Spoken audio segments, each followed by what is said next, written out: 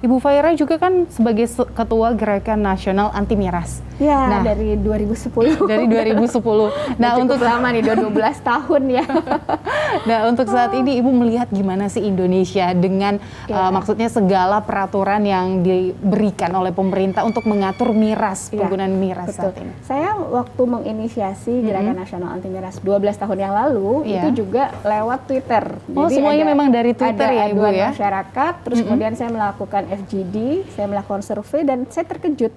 Ternyata peredaran penjualan miras di Indonesia ini terlalu bebas. Gitu ya. Saya berterima kasih sekali sekitar tahun 2015 atau 2016 itu muncul permen ya. Kita terus menyuarakan kan, akhirnya muncul peraturan bahwa miras sudah tidak boleh lagi diperjualbelikan di minimarket, karena dulu minimarket kita ini kan jaraknya hanya 1 meter ada minimarket lagi. Ya, dulu itu setiap jalan, mungkin setiap perkampungan tuh ada, akhirnya anak-anak jadi mabuk semua. Tapi alhamdulillah dengan adanya permen itu lumayan menurunkan ya. Walaupun sebetulnya dengan usia kita sudah 70 tahun lebih ini, harusnya Indonesia itu punya payung hukum, yaitu Undang-Undang Minuman Beralkohol. Nah, ini yang sedang saya tunggu nih. Sudah 2 periode ya, saya mengharapkan pemerintah dan juga teman sahabat-sahabat di DPR ini mau mensahkan undang-undang minuman beralkohol. Karena apa? Terlalu banyak korbannya. Belum lagi miras, ada juga narkoba. Nah, ini yang luar biasa. Karena generasi bangsa kan kita perlu yang sehat dan akalnya sehat ya, Bu. Dan perlu ada peraturan-peraturan yang pasti juga. Siapa aja. Ya, Ibu kan tadi dari banyak hal, kegiatan sosial, bahkan untuk menyampaikan maksudnya segala hal peraturan-peraturan yang mungkin bisa menjadi masukan dari pemerintah itu kan dari Twitter. Betul. Tapi kan kalau kita bilang media sosial tidak bisa dilihat dari positifnya, ada juga negatif karena tentu ada pro dan kontra di sana. Betul. Nah, Ibu beberapa kali juga pernah ada tweetan mungkin yang kenceng gitu ya. Nah, itu mendapatkan komentar negatif. Ini gimana, Bu? Sempat membuat jera atau kayak enggak apa-apa kok gitu? Saya sebetulnya berterima kasih dengan Twitter ya, karena dengan Twitter ini saya belajar untuk menjadi perempuan yang lebih kuat lagi. Karena di Twitter itu kita bisa dibully ya. Betul. Di Twitter itu kita bisa orang bisa menaikkan tagar negatif tentang kita gitu kan. Contohnya misalnya di saat Indonesia saat itu ya belum ada masuk COVID-19 ya, itu pernah terjadi dengan saya.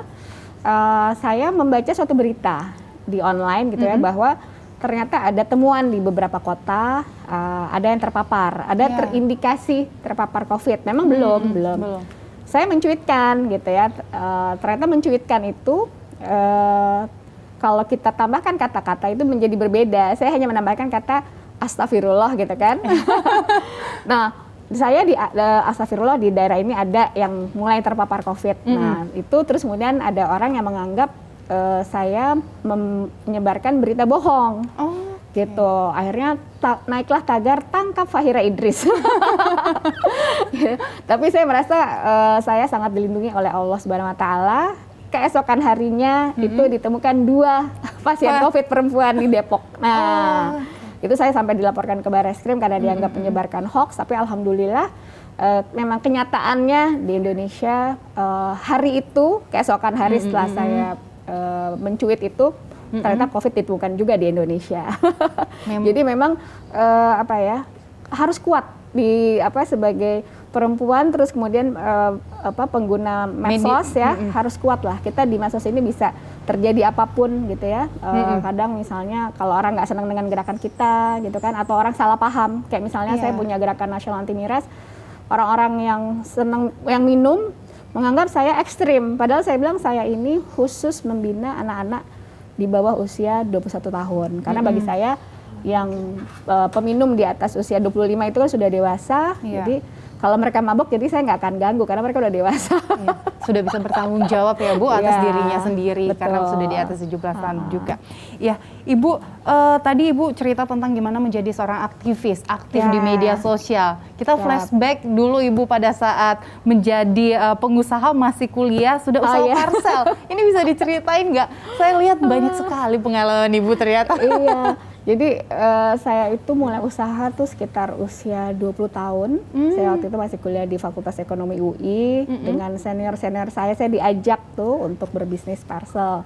Lama-lama setelah itu saya bikin sendiri kan udah bisa ya, punya usaha sendiri. Terus dan ternyata alhamdulillah karena mungkin dulu belum terlalu banyak gitu ya. Jadi parcel saya cukup booming karena satu-satunya yang waktu itu buka 24 jam. Terus kemudian juga variasinya sangat banyak sekali gitu kan ya. Nah itu saya cara jualannya unik. Jadi saya jalan dari pulang kuliah, itu saya menyusuri Sudirman dan Tamrin dengan membawa brosur. Saya datangi satu gedung, itu saya dari mulai gedung yang paling atas sampai bawah itu semua kantornya saya masukin brosur saya. Itu kantor apa waktu itu, Bu? Banyak kantor kan. Banyak kantor, terus ya? Pernah ketemu dengan salah satu teman orang tua, dia bilang, Fahira, ini Fahira bukan? Iya. Om, saya bilang gitu. Kenapa kamu kurang jajan ya? Enggak, saya memang suka berbisnis dan alhamdulillah waktu saya kemudian kuliah, sempat saya kuliah di Inggris ya.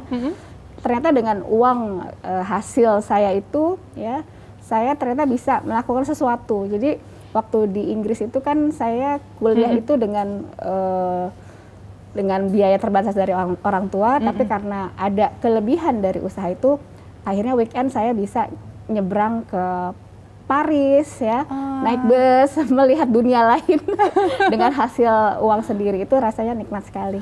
Luar biasa pencapaiannya, bahkan untuk jalan-jalan ke luar negeri sudah bisa pakai duit sendiri ya Bu pada masa itu. Tapi jalan-jalannya dari Inggris ke Paris ya, jadi naik bus nggak terlalu mahal. Iya, Ibu kan aktif di aktivis gitu dan juga aktif sebagai pengusaha, dan itu juga dimulai dari masa kuliah. Nah ini gimana sih Bu membagi waktunya, waktu kuliah jadi pengusaha parcel dan juga sebagai aktivis itu gimana? Kebetulan memang semua itu berjalan kan tidak direncanakan. Tapi kalau boleh saya bilang, saya sangat menikmatinya dan saya selalu bilang sama anak-anak saya waktu kan yang satu ada yang kuliah, saya bilang kamu kalau kuliah jangan kuliah aja, tapi harus ada yang dikerjakan, misalnya masuk organisasi gitu kan. Karena saya dari zaman masih sekolah juga aktif di organisasi kan sampai kuliah, karena itu bekal. Kalau kita menjadi aktivis itu kita banyak belajar hal-hal yang tidak diajarkan di sekolah kan. Bagaimana kita mempelajari karakter teman, bagaimana kita mengelola konflik gitu kan, bagaimana kita kemudian merencanakan suatu acara sampai berhasil gitu, atau mungkin ada suatu nilai-nilai perjuangan yang harus kita perjuangkan. Jadi menurut saya pengalaman itulah mungkin ya yang menjadi bekal saya akhirnya bisa menjadi orang yang lebih baik lagi pada saat saya jadi anggota dewan, karena saya sudah menjalani hal-hal itu sebelumnya. Pada saat kuliah, pada saat menjadi seorang aktivis, sering ikut demo Bu? Sering ya? Sering ikut demo, sering bikin demo. Wow. Demo apa Bu waktu itu dibikin? Salah satunya waktu sempat ya, saya waktu itu di bidang parcel juga sih. Jadi waktu itu pernah ada, waktu pertama kali KPK dibentuk ya, kemudian ada aturan waktu itu mengatakan bahwa tidak boleh mengirimkan parcel itu ke pejabat negara. Nah, padahal waktu itu seasonnya itu sudah mau season masuk penjualan parcelnya. Nah, di situ saya menolong teman-teman saya karena banyak yang juga pengusaha-pengusaha kecil yang baru mulai. Mereka protesnya gini, kenapa diumumkannya tiba-tiba? Kan harusnya kan misalnya kalau diumumkan tidak boleh kan harusnya misalnya 1 bulan sebelum puasa. Agar apa? Agar para pengusaha yang saya bina juga itu mereka bisa beralih ke usaha yang lain. Sedangkan saat itu mereka sudah memproduksi, membuat, ibu-ibu sudah memasak kue-kue kering ya, sehingga penjualannya langsung terhenti gitu. Jadi waktu itu yang kita protes adalah kenapa pemberitahuannya tidak dilaksanakan sebelumnya, sehingga para pengusaha parcel ini bisa memperkirakan mungkin kalau gitu kita jualan sarung aja deh, mungkin nggak jualan parcel gitu. Tapi pada waktu demo sampai itu bakar-bakar ban. Berhasil Ibu. Saya berhasil mendatangkan anggota DPR ya, waktu itu datang ke kompleks Jalan Haji Samali ya, mereka melihat betapa memang ternyata timing dari pemberitahuannya terlalu tiba-tiba dan tanpa tanpa persiapan sebelumnya gitu. Tapi setelah itu saya men-encourage teman-teman bahwa sebagai pengusaha itu kita harus kuat. Karena apa? Pertama, pengusaha itu pasti problemnya dua, ya. Mungkin pertama tidak laku lagi, atau dia terkena suatu aturan. Nah, pada saat kita kena suatu aturan, itu kita harus mampu menerimanya dengan baik, ya. Terus kemudian mencari solusinya. Kadang-kadang orang kan kalau kena aturan misalnya langsung marah dan hanya marah saja, tapi tidak mencari solusi. Nah, di situ saya bilang bahwa kalau memang sudah ada aturan seperti itu, ya oke, kita sekarang menjualnya dialihkan ke yang lain. Kita bikin parcel-parcel untuk orang sakit, jadi bukan untuk pejabat lagi misalnya. Seperti itu. Tapi pada saat waktu dulu demo-demo seperti itu nggak pernah ricuh dong, Bu? Atau pernah? Dulu enggak ya? Demonya enggak ricuh. Cuma bakar-bakar ban mentok di situ ya, Bu? Aja. Ibu sebagai pengusaha dan aktivis ini sebenarnya terinspirasi dari siapa sih, Bu? Ayah tentunya. Jadi ayah saya, dia aktivis juga, ibu juga aktivis juga ya, pendiri Kohati di Psikologi UI.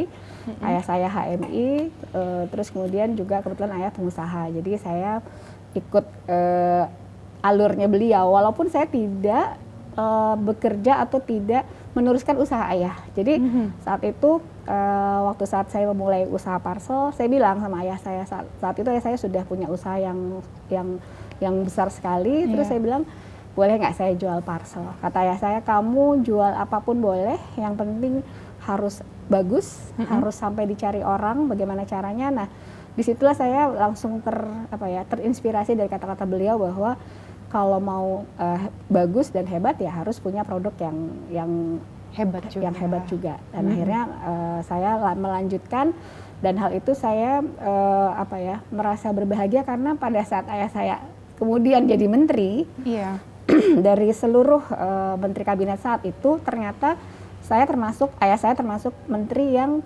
anaknya tidak menjalankan bisnis di kementeriannya karena anaknya punya bisnis sendiri, yaitu bisnis parcel, tidak ada hubungannya dengan kementerian beliau. Jadi itu momen yang menurut saya sangat membanggakan untuk saya sendiri. Artinya saya tidak termasuk orang-orang yang mencari uang atau berbisnis lewat jalur ayah saya saat itu. Luar biasa sosok Ibu Fahira Idris, sosok yang sangat mandiri. Tentu peran orang tua, ayah dan ibu sangat berpengaruh di sana.